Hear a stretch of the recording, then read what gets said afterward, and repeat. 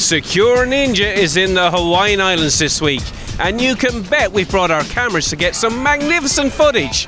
Now, what happens when we combine cameras, metadata, and machine learning? Well, let's find out.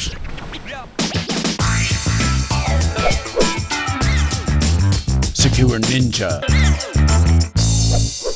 Hey everyone, it's Andrew from Secure Ninja again. We're at TechNet Indo-Pacific, and I'm here with Matt from Bosch Building Technologies. Hello Matt, how's it going? I'm great, how are you? Excellent, I'm very well, thanks. Thanks for having us. We're here at your stand and we're talking about the next generation of cameras. And when we talk about security controls, we talk about detective, we talk about deterrent, administrative, physical, technical controls. Here we're talking about cameras. And normally cameras would be a deterrent control, or if there's some kind of video recording system, a detective control. But these cameras are the next generation cameras. What makes them special? The biggest difference here is that we're not only taking pictures like all cameras do, but we're also taking notes about those pictures. Those notes are streamed from the camera in the form of metadata, which is just a fancy word for data about data. So not only do we have the pictures the camera took, but we also have the notes about what was happening in those scenes, which allows us to do not only live detections, but also forensic search. Excellent. So we're doing some kind of classification at the edge rather than when it gets to the data center. Absolutely. All of the processing is done at the camera, at the edge.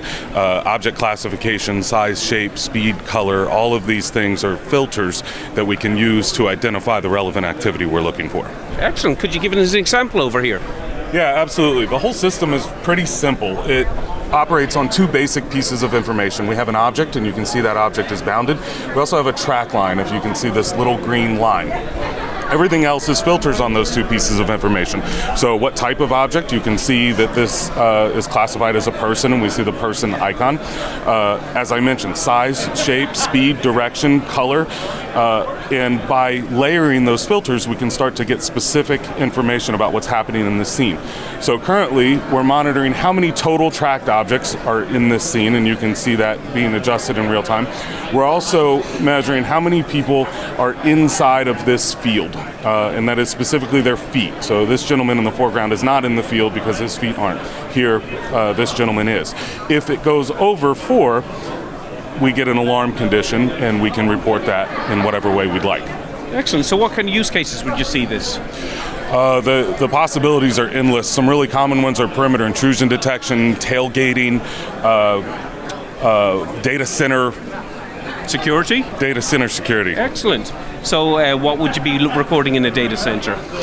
So a lot of times data centers are interested in who access particular racks and when.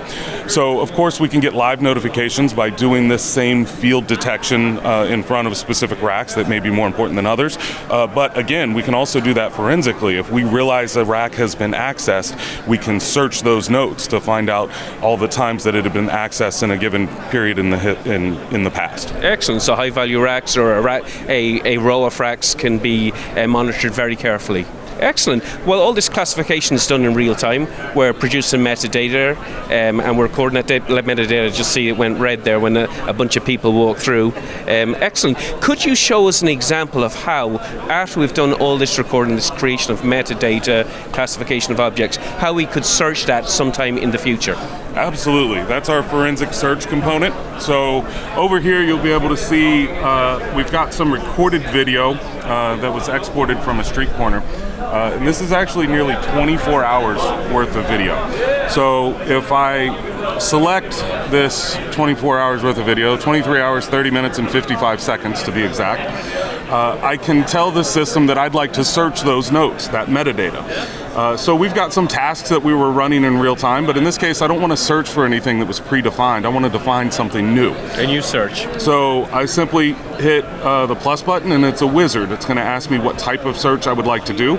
I'm going to select an object and field, but we have an extensive menu of tasks that we can create. Once I've defined that, I define where I care about. So I could say I care about the whole screen, or I can say a specific area. And I'm going to say a new field, and I'm just going to define this main portion of the intersection. And this is our field, much like the field you just saw in the last camera. In many systems, this is as far as you can go. I care about motion or activity in this field. But unfortunately, this is a busy intersection. So if I stop there and I hit search, you'll see the search happens very quickly. That's because we don't have to watch the video again. We're just going through the metadata. The script is already there. But in this case, we have over 6,000 results, which is way too much to look through. So this is where the magic of forensic search comes in. I'm going to edit this task that I started. In addition to defining where I care about, I'm also going to define what I care about. I'm going to tell the system I specifically care about cars. And in this case, I want to look for yellow cars. I got a report that it was a yellow vehicle. So now when I run that same search, you'll see I only get a single hit from that 24 hours.